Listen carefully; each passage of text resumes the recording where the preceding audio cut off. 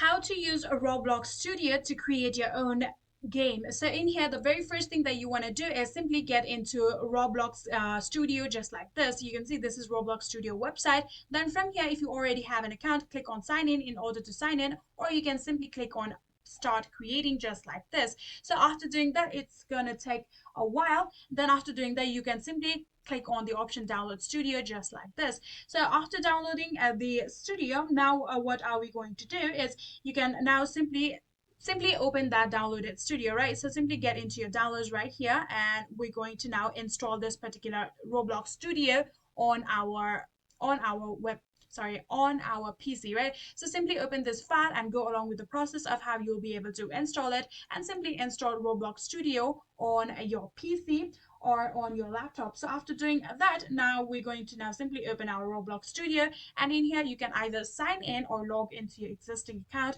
And after doing that, you can now select a template like your base plate or OB.